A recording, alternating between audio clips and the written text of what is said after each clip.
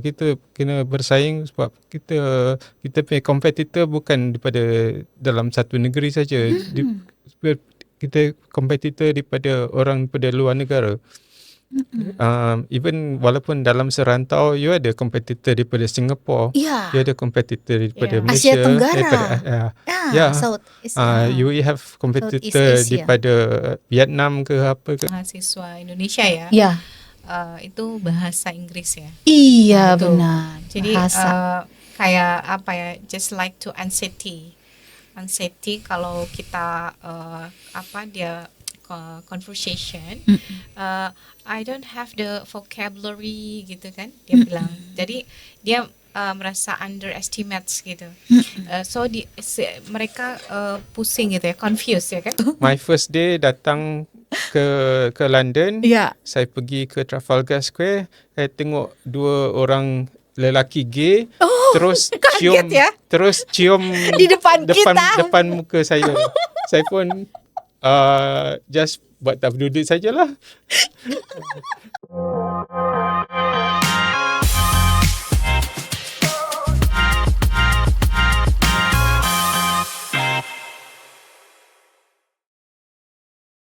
Hai everyone, Sobat Permada semuanya. Welcome back to podcast Pojok Kesehatan, ngobrolin tentang dunia kampus dan kesehatan di Stikes Pertamedika. Today's episode is really special because we're taking our educational talk to the international stage. Kita kehadiran tamu yang spesial banget dari luar negeri ya. Please welcome Prof. Saiful Aman Muhammad bin Muhammad Said, Dr. Philosophy. We're going to discuss about why healthcare students need a global mindset. And I want to introduce to the audience, Sobat Permada semuanya, ya. Prof. Saiful Aman completed his doctoral study at Oxford University.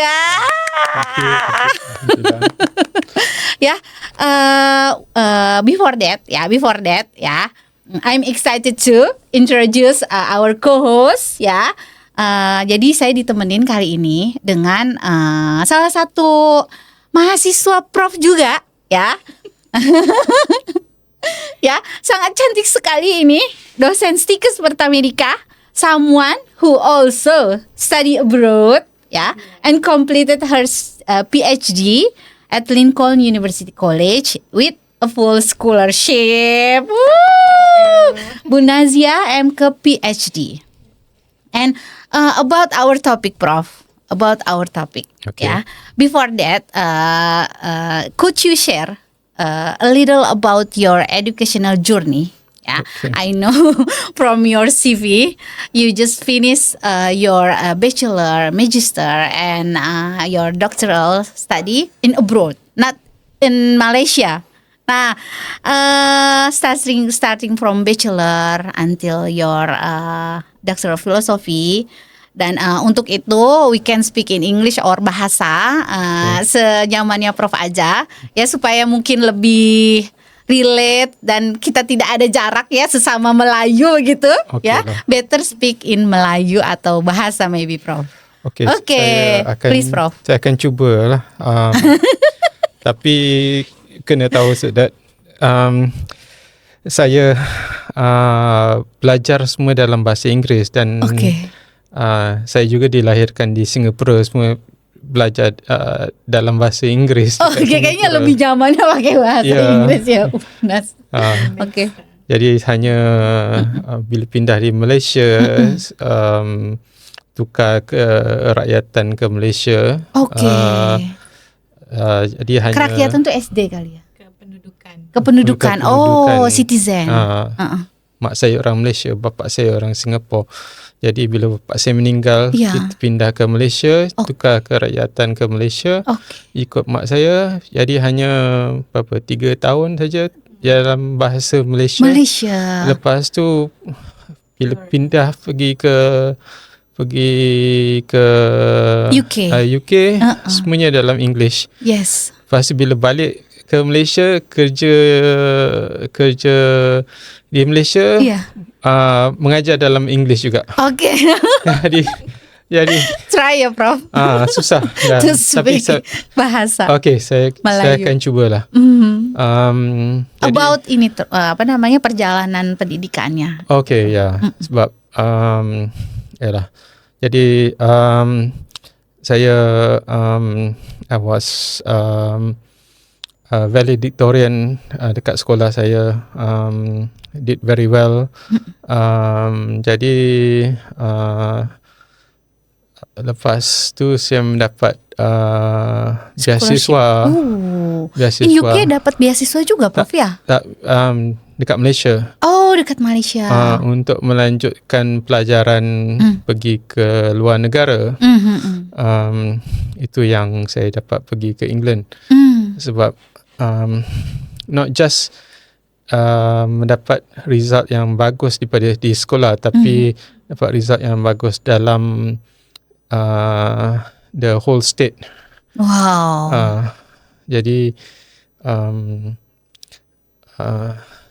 sebab result yang bagus tu, keputusan yang peperiksaan SMA yang bagus. Ya, kita namanya unggulan SMA-nya. Ya, okey lah. You kata yang unggul, result yang unggul, keputusan SMA yang unggul dalam the whole the whole state. Saya dapat beasiswa untuk pergi melanjutkan pelajaran ke England. Tu yang dapat melanjutkan pelajaran pergi England. Ingatnya untuk beberapa tahun je, tapi saya punya sponsor. Saya punya sponsor which is Kerajaan Malaysia. Dia nawarkan untuk lanjutkan Magister lagi. In Canada ya? Tak, ni dekat England. Oh, dekat England. Dekat England tu sponsor lagi untuk naik satu tahap lagi. Lepas tu dah habis, saya daripada London, dia tawarkan saya untuk pergi ke Cambridge. Lepas tu dari Cambridge tu tawarkan saya ke tahap pergi ke Oxford untuk buat PhD. Wow, berlanjut ya Prof? Ada lanjut ya untuk buat PhD dalam bidang molecular basis of leukemia. So mendalami ilmu perubatan lagi lah. Lepas tu bila saya sudah habis tu, saya buat postdoc lagi, menambah lagi. Lepas tu saya pergi ke Canada. Bila dah habis tahun pergi Canada tu, saya mau continue tapi mak sudah panggil balik. Jadi dah. Gimana nih Munas? Advisernya sangat luar biasa sekali ya. Motivasinya gimana sih Prof? Sudah 11 tahun dekat England, 2 tahun dekat Canada. Jadi mak sudah panggil balik, saya pun balik lah. Dipanggil sama ibu ya Prof? Ya, ibu sudah sakit. Dia kata sudah sakit-sakit dekat dada. Lepas tu tak ada orang dekat rumah. Saya pun balik lah. Itu berapa lama Prof pendidikannya? 11 tahun dekat England, 2 tahun dekat Canada. Tapi dekat England tu 11 tahun sudah finish your magister. Sudah habis semua. Oh, until doctoral just 11 years. Wow. 10 tahun sudah habis, tapi dah sudah jadi pakar semua. Wow, luar biasa. Just 10 years you finish your studies from bachelor until doctor. Wow. Well, 11 years lah altogether. 11 years ya. Motivasi Prof. Motivasinya itu kenapa itu langsung tek gitu, luar biasa sekali. Sebab kalau tahu PhD kan dia sama ada you buat cepat atau lambat bergantung pada you punya thesis. Sama ada you ngambil masa yang cepat atau lambat tu bergantung sama ada berapa banyak result yang you boleh dapat. Sama ada sebab saya duduk seorang, saya tak ada orang lain, dan Saya tak ada kerja, saya duduk dalam hospital atau dalam amal aja. Saya datang pukul 7 pagi duduk sampai pukul 12 sampai pukul 1 pagi. 7 hari seminggu. 24 hour 7 ya, Prof? Almost. Kayaknya tinggal di hospital ya. Jadi selama 11 tahun begitu, Prof? Fokus memakari bidang hematologi khususnya di leukemia. Ya, leukemia ialah kanser darah. Kanser darah. Hematologi darah. Fokus on leukemia. Fokus on kanser darah. Kanser darah. Wah, luar biasa. Bu Nas, ada yang mau ditanyain nggak, Bu Nas? Sampai terpukau gitu, Bu Nas ya. Saya juga terpukau banget ini, luar biasa. My professor, this is my professor for the program PhD in Lincoln, LUC. He was the advisor, he was the semuanya lah ya kan, Prof.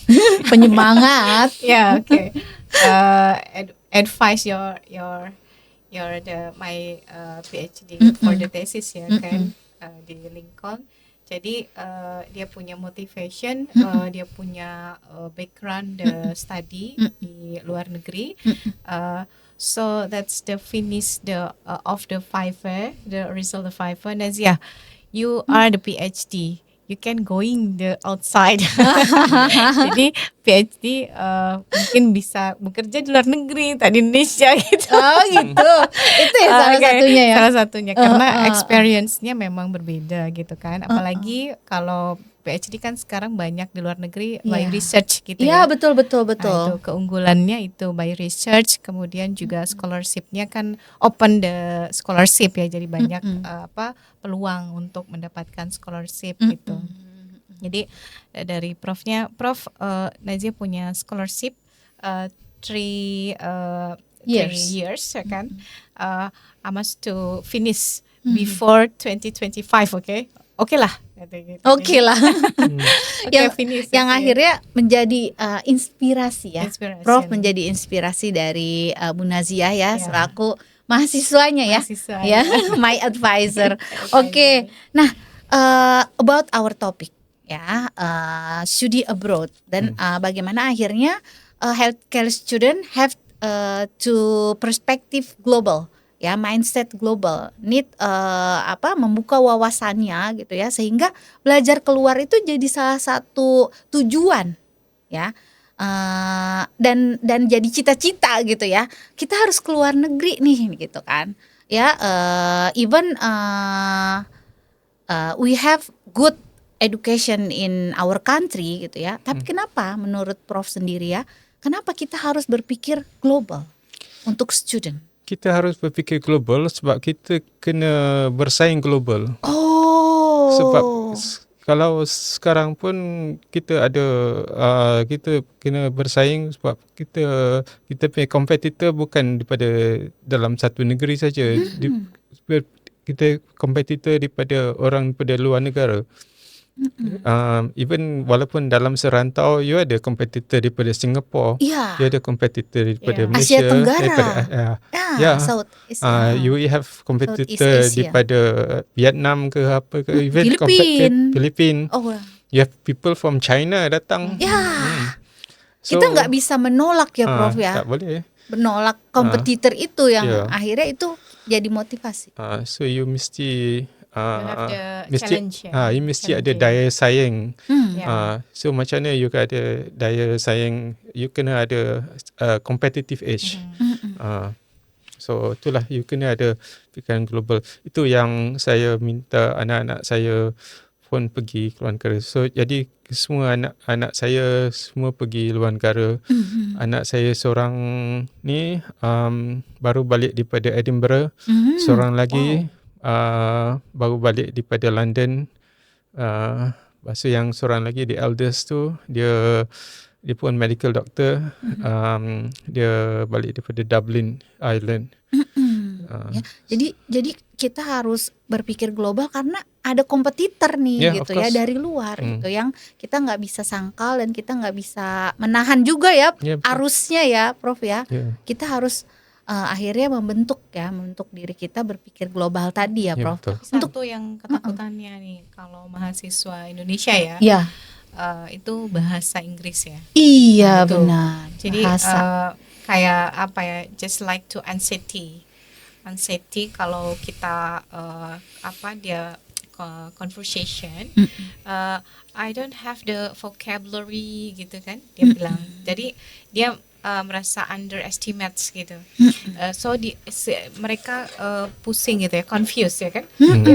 Saya mau cerita apa ya, di kepalanya banyak, tiba-tiba diam. Tapi dia nggak bisa ngomong apa-apa gitu. I ada student dulu datang daripada Italy. Satu huruf English pun dia tak tahu. Dia tahu 100% Italian. Tapi dia datang juga ke England sebab dia tak tahu English. Dia kata dia nak belajar English. Every time dia datang, dia buka ini dulu dia tak ada smartphone, dia ada dictionary. Dia keep on buka Italian English dictionary and practice ya. Practice. Jadi each time, jadi dalam masa 3 bulan dia boleh cakap English sikit-sikit. Tapi tak apa. Kita ajar dia. Dan itulah you belajar. Sekarang dah ada smartphone apa benda, lagi senang. Lebih mudah belajarnya. Sebenarnya harusnya lebih bisa lagi untuk go abroad ya, Prof. Jadi saya rasa sekarang ada AI apa benda tu, karena kalau di jauh lagi senang. Luar negeri itu semua all the thesis ya, Prof, all the thesis, all the research kita by proofreading dulu. Jadi harus melewati proofreading. Mungkin gak hanya di luar negeri, tapi by the campus of Indonesia yang sudah based on misalkan kurikulumnya Cambridge atau kurikulumnya Oxford gitu. Mereka sudah punya alur ya. Alurnya itu sebelum mereka untuk layak dipromosikan tesisnya gitu, mereka harus proofreading gitu. Proofreading itu mungkin Prof bisa menjelaskan apa dia punya manfaat dari proofreading, Prof, for the thesis ya. Ya, sebab sebelum thesis tu pergi hantar untuk Viva, which is peperiksaan oral, thesis tu kena hantar proofreading. Proofreading tu akan membetulkan segala yang error, ada masalah dia punya segala ejaan, segala grammar. Apa benda yang jadi apapun masalah tu akan diperbetulkan dulu. Tapi tu proofreading tu leceh lah. Jadi kena ada orang yang tahu daripada segi bukan saja daripada segi English, tapi also tahu daripada segi technical. Jadi orang tu kena tahu dua-dua daripada segi konten dan juga segi stylenya, penulisannya yang karena ada proofreading British, ada yang US. Iya, benar. Mungkin kalau bahasa Indonesia EYD ya, ejaan yang disempurnakan ya. Jadi sesuai dengan sistematika penulisannya begitu ya, Bu ya, fungsi dari proofreading. Jadi intinya sebenarnya even we don't have kemahiran dalam bahasa, we can push ourselves to learn ya, Prof ya. 3 bulan bisa lancar ya, Prof. Well, understandable lah. Understandable. Tapi PhD misalnya 3-4 tahun. Even though some of my friends did it in 2 years ya. Lancarnya. No, 2 years boleh dapat finish. PhD in Oxford. In Oxford minimum 2 years to do PhD. Luar biasa sekali. 2 tahun ya. Kalau terkait dengan prakteknya gimana? Kan kita kan ada di dalam lingkungan health ya. Maksudnya lingkungan kesehatan. Apakah ada perbedaan praktik untuk kesehatan di berbagai negara atau sama aja ternyata? A human being is a human being. Jadi sama ya. Sakit pun sama juga. Sama ada cancer tu orang putih ke, orang kulit hitam ke, atau orang Melayu ke, sama je cancer dia. Jadi sebenarnya the problem is with bahasa ya, with language ya. Yes. We have to prepare it ya, just language. Beside that sama ya, Prof ya. Saya belajar pasal kanser leukemia dalam orang putih. Tapi saya balik Malaysia. Buat belajar pasal saya praktikkan ke atas orang Melayu, orang Cina, orang India dekat Malaysia, sama je. Tak ada Jadi beza. kenapa harus takut? Kenapa harus ragu-ragu ya? Ya, we just have to prepare the language ya. Jadi kita bisa ngomong atau kita bisa gimana ya, Bu ya? Start to begin ya. Start to begin. English language gitu kan dari sekarang, karena memang ya seriously lah kita harus mulai dari sekarang, karena jadi bahasa pengantar ya, mau keluar ke berbagai negara. Basically kita harus punya English language gitu. Iya gitu, yang bisa. Tanpa itu ya sulit lah ya. Sulit gitu. Ya, paling nggak kita basicnya punya English dulu lah ya, Prof ya. Ternyata praktek kesehatannya the same with other country ya. Biasa say a human body is a human body. tak banyak beza. Nggak banyak bedanya ya. Kita studi in Indonesia, misalkan dia punya program PhD doktor ya kan, dia kan harus punya submission to publication, right? Publication juga must dituntut untuk bahasa Inggris ya kan, benar untuk banget. Review ya kan. Nah, dia tak bisa dia pakai bahasa Indonesia. Ya kan? Jadi it means so interest and then so important to dia punya bahasa Inggris, kemampuan Inggrisnya ya, Prof. Kalau terkait isu-isu kesehatan global, mungkin tergantung dari budaya dan tempatnya begitu kali ya. Yang selama ini Prof datangi dari mulai UK sampai ke US. Tak banyak beza. Kalau ada beza pun sikit ya. Yang sebenarnya daripada segi genetik apa benda tu, yang kita panggil perbezaan daripada segi race atau ras tu, pada segi genetik tu tak ada berbeza antara Melayu, Cina, India, orang kulit hitam, kulit putih tu tak ada beza. Karena memang di Lincoln juga banyak ya, Prof. So many ras kali ya. races ya. In Lincoln itu ada yang dari kulit hitam, ada yang dari Chinese, itu kan banyak ya, India ya kan. Jadi kita bertemu banyak dia punya background ya, background the city ya. Jadi kalau culture-nya di India seperti apa, kalau culture-nya di Norwegia ya, Prof gitu. Jadi banyak lah. Jadi kalau discuss gitu kan ya banyak perbedaan gitu. Iya, tapi lebih kepada culture-nya aja kali ya. For culture, but in medical terms nothing. Terkait dengan adaptasi, bagaimana sih sebenarnya kemampuan adaptasi atau untuk mengatasi ketika kita baru misalnya belajar ke luar negeri atau kita bekerja ke luar negeri gitu kan. Ada culture shock atau ada sesuatu hal yang membuat kita gitu kan ya, Prof. Nah, gimana tuh tipsnya atau cara-caranya 11 tahun di luar negeri ya? Yalah, tapi you jangan rasa hairan atau terperanjat je lah. Tuh. My first day datang ke London, saya pergi ke Trafalgar Square, saya tengok 2 orang lelaki gay, terus cium di depan muka saya. Saya pun just buat tak berduduk sajalah. Kalau you terperanjat menjerit ke apa benda, you yang pelik. Bagi diorang tu biasa. Ya memang. Jadi ngelihat ya, Prof, di depan mata kita. Depan mata just 6 inci ke 7 inci depan saya. Like, oh my god. Tapi you senyap je lah. Bagi diorang tu biasa. You je yang pelik. Jangankan di Europe ya, Prof, gitu kan. Waktu saya Osnabrück ya, dulu ke Osnabrück, Prof, ya sama. Di Jepang juga seperti itu, yang Asia ya kan. Udah mulai seperti itu kampus kayak di Tokyo gitu ya. Jadi ini yang akhirnya mengubah mindset kita ya. Maksudnya kita jangan akhirnya mentok atau terkungkung atau just with our perspective ya, kemampuan adaptasinya atau adaptasi yang harus kita bisa itu adalah melihat secara terbuka semuanya ya, Prof ya. Like for example yang tu dekat Trafalgar Square tu, because orang ramai, because orang semua sesak. So orang semua buat hal sendiri. So, ya ada yang melakukan ya apapun yang mereka mau lakukan bebas dia konsep semuanya bebas buat apa yang dia nak.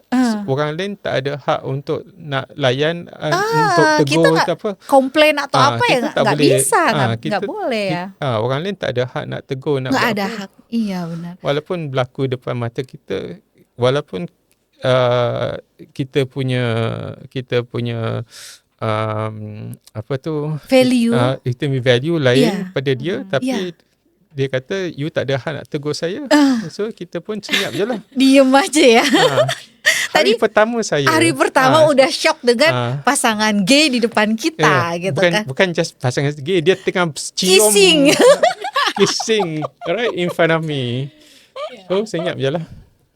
Tapi itu menjadi pengalaman juga. Pengalaman yang lucu ya, yang bisa diceritain. Di Eropa, Prof. Saya di Malaysia pun gitu ya, karena saya pergi sendiri. Gitu nah itu yang mau saya tanyain tuh gimana? Ya karena kalau your revision aja, just to 5 until 6 hour gitu ya, aja itu di library ya kan. Kalau sudah bosan ya pindah ke cafe ya kan. Jadi hampir 12 jam itu revision gitu karena ya kita tahu sendiri ya yang namanya teman-teman yang dapat scholarship ya kan, naik pesawat aja berapa sih gitu ya. Jadi harus mikir-mikir juga ya manajemen finance-nya living supaya cost ya, kita living cost-nya betul. Jadi ya pokoknya waktu itu adalah buat Najah dulu ya, itu waktu it's revision gitu. Jadi pokoknya sangat berarti banget ya. Jam 4 subuh harus selesai gitu kan. Prof, kita bisa ketemu besok. Oke lah, tak apa gitu kan. Wah, luar biasa sekali ya. Jadi ini 1 minggu, 2 minggu itu bisa capai target gitu. Luar biasa. Tapi memang kita survive sendiri gitu. Jadi kalau lihat di Indonesia kan lebih berkelompok gitu ya sukanya. Tapi kalau di luar negeri memang sendiri-sendiri gitu. Tadi sempat di belakang layar Sobat Permada Prof cerita talk about your experience in England, independent student. Yes. Bagaimana tuh Prof? Tadi ceritain lagi kan Sobat Permada belum dengar. Ya gimana akhirnya kalau di English gimana gitu Pak? English tuh you kena be an independent student. Sebab lecturer, pensyarah tak akan push you. Dia akan anggap you sebagai mature student. You pergi kelas, fine. You tak datang kelas, orang tak peduli. Lepas tu kalau nggak lulus, kalau you lulus fine, you tak lulus nasib lah you. Nasib lalu. Tak lulus drop out. Drop out ya terserah. And then lepas tu yalah, you datang kelas tak datang, you datang exam tak datang. Dia kira you sebagai dah mature, dan dia tak akan buat you macam budak-budak. Jadi it's up to you. It's up to you. It's up to you. If you want to cepat selesai selesaikan. Tidak selesai terserah gitu ya. Ini kira-kira yang paling sering Prof temui kesalahan apa aja nih? Kesalahan. Wrong mindset. Wrong mindset. Wrong mindset because bila diorang dah sampai ke sana, ramai diorang macam because sini kita kejar diorang, kita panggil diorang bila diorang tak datang kelas. Bila sana diorang dah macam terlepas. Jadi diorang dah they have so much freedom. So terlalu bebas, jadi nggak bisa ngatur waktu. Bila dah bebas, memang bebas, dia orang dah nggak bisa kontrol, out of control totally. Jadinya. So ada yang tak datang kelas, ada yang engage in seks bebas, yang memang bebas, benar-benar bebas. Bebas habis lah. I tahu dulu one of my classmates ni like hampir setiap malam is a different woman. Different woman. Lepas tu ada seorang tu sampai tiap malam dia akan mabuk, pergi tu. Party. Ada seorang tu asyik pergi judi from tu to another. Lepas tu Wow ya. lepas tu ada seorang pula di opposite, dia masuk tarekat, lepas tu pergi berdakwah from one place to another tak datang. So you have all sorts. I pun tak tahulah. Iya, benar-benar. Become very religious, become playboy, Yes. become mabuk, become pejudi, based on apa yang our value. because apa yang dia rasa terkongkong, so sekarang now dia boleh buat apa je dia nak sebab tak ada orang yang benar ya. control. Karena wah lagi di luar negeri nih gitu kan. Kita bisa sebebas-bebasnya nih gitu kan. Akhirnya jadi salah ya. Wrong mindset. Ya, kita salah mempersepsikan kebebasan itu ya, Prof ya. I pula jadi workaholic. Sampai tengah malam. Prof lucu banget.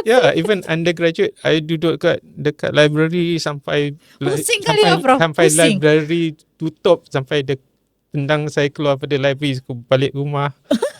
Tapi imannya Prof ini luar biasa ya nggak sih? Iya. Melihat itu tuh Prof masih bisa gitu. Nah, sekarang kalau dari Bu Nazia sendiri nih menyiapkan mental global ready gitu kan. Itu gimana tuh ngelihatnya? Cukup berat juga ya. Iya, berat banget ya. ngelihatnya. 3 years until finish PhD. Wow. Karena waktu itu programnya masih online ya Bu, masih online kita ya kan, hybrid waktu COVID ya. Jadi 2022 sampai 2024 ya fokus on research gitu ya. Nah itu pernah revisionnya tak beres-beres ya kan. Tak beres-beres. Nah ini ya Prof ya, salah the one of the experience ya. Mandek, apa istilahnya itu mandek? Not progress ya. We have this I have the stuck not inspired again ya kan. Ya pernah waktu tengah malam ya kan, jam 1 malam nangis gitu. Nangis. Ya, different man and woman ya. Kalau men kan gitu ya Prof. Struggle gitu kan. Because why so crying, Prof? Not you, Prof. Not you. Not stress ya. Not because of you. Okay. I'm still stuck because my son. Bunda kapan pulang gitu kan? Sekolah terus Bunda gitu kan. And then my job only. Najia, okay, it's my boss, okay. And then my revision is stuck only. Jadi tak ada inspirasi lagi ya kan. Jadi nangis lah satu malam itu nangis. Oke, saya tutup laptop ya kan. Saya tutup laptop dulu, saya rapihkan dulu. Oke, saya keluar. Keluar. Tapi bedanya di Malaysia jam 1 malam tak ada apa-apa.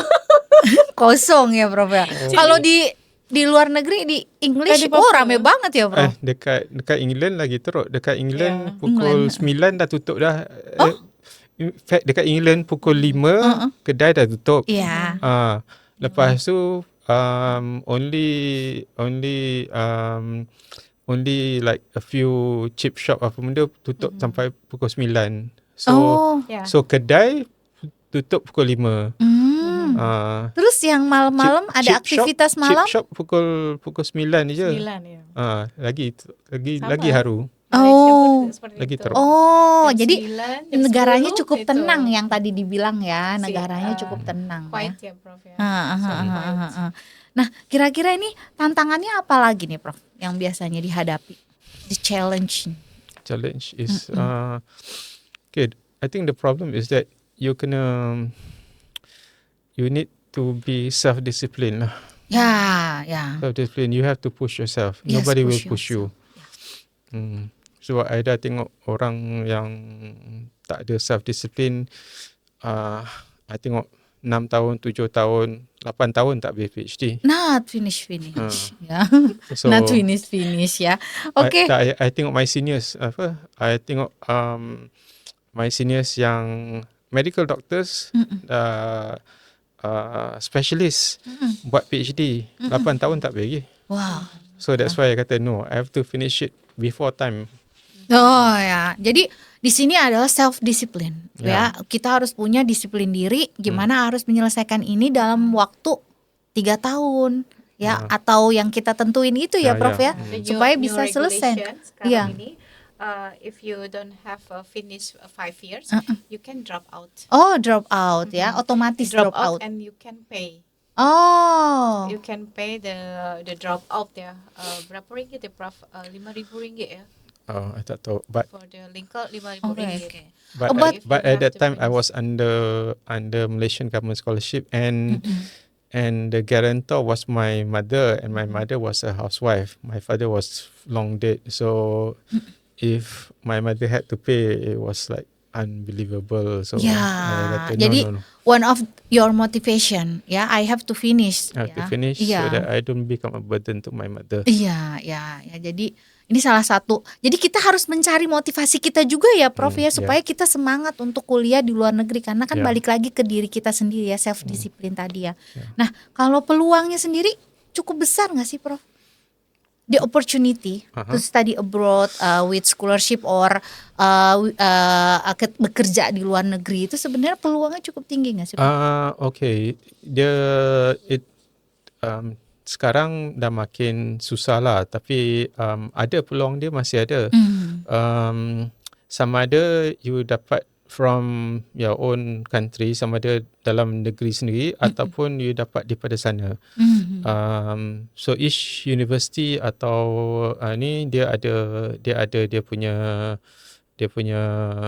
kalau macam dekat, okay, I can only give example dekat UK because I know dekat UK dia ada the UK government, dia akan ada setiap tahun dia ada beasiswa dia. So siapa yang pada Indonesia boleh apply daripada British Council, dia ada beasiswa untuk pergi ke UK. Tapi for each university dia memang ada beasiswa dia, orang kena apply, sama ada dia dapat partial scholarship atau full scholarship. Kalau macam Oxford University, I know dia akan both ada partial scholarship atau full scholarship untuk ke Oxford University. Cambridge pun ada, London pun ada, Edinburgh pun ada, tu. So sama ada, in fact anak I dua-dua dapat both partial scholarship, tapi also kerajaan Malaysia pun offer, and kerajaan Malaysia offer them full scholarship. So kata mana tu yang you nak. Akhirnya milih yang mana, Bro? Akhirnya dia ambil yang Malaysian punya, because Malaysian bagi full scholarship. Yang dia dapat from from the university offer partial. Partial maknanya you still kena bayar quite a lot for the accommodation, the itulah ni semua banyak yang kena bayar. Still berapa ribu pounds nak kena bayar. So I kata okay lah, ambil lah. Kayaknya tuh ngelihat Prof ya, I see your journey ya, kayak soft banget ya, gampang banget nih. Tuh mesti ada doa orang tuanya kenceng kali ya, Prof? Oh ya, mesti ada. Iya, semua pasti ada doa ya. Power mesti. of doa. Doa ya, memang. We have one game. Okay. Fact and mythos about our topic. Okay, ya. Start with studi di luar negeri itu hanya untuk orang kaya. Oh, tak ada. Tak ada ya. Pengalaman Prof ya menjalani ya. Gimana akhirnya berjuang gitu ya, Prof? Tak ada ya. Jadinya itu mitos atau fakta? Itu mitos. Itu bukannya, ramai kawan-kawan saya bukannya orang rich people, bukannya orang kaya, ramai daripada budak miskin daripada kampung. Dan beasiswa is untuk mana yang berkebolehan, bukannya untuk orang kaya. You kena ada pencapaian. Kalau you dapat yang okeylah. Bapak saya dulu dia dia apa tu tapi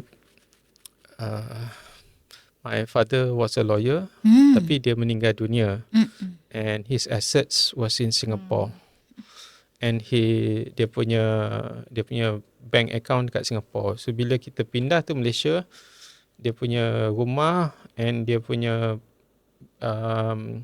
Aset. dia punya bank tu Bank was account, frozen. yeah. We couldn't move. Oh. So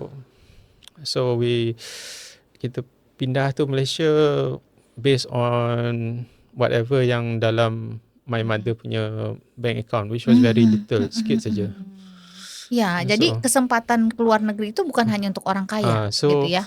So kita hanya ada duit sedikit saja bila pindah to Malaysia. Jadi daripada well off to became quite poor. Iya. So, untuk IPK-nya, Prof. Jadi skor, apakah harus perfect score?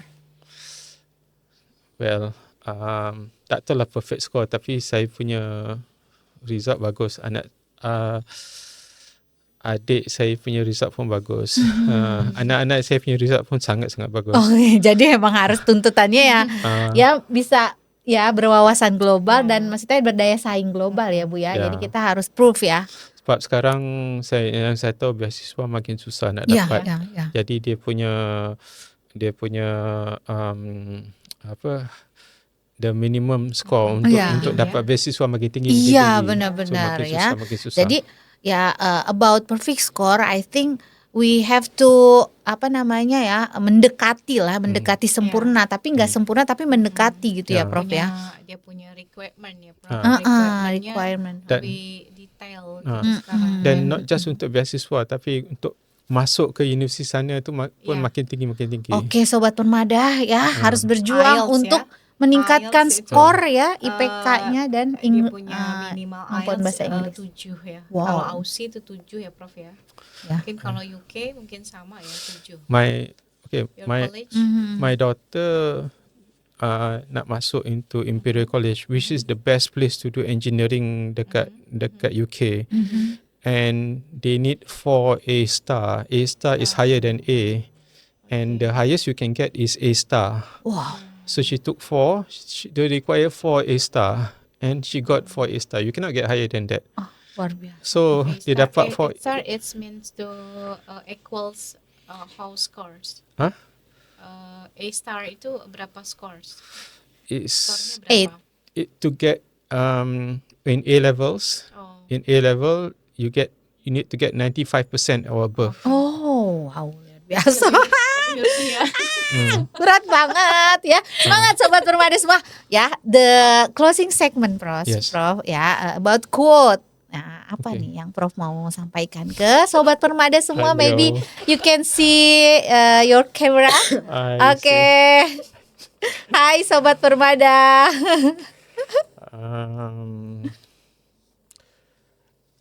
Let's see.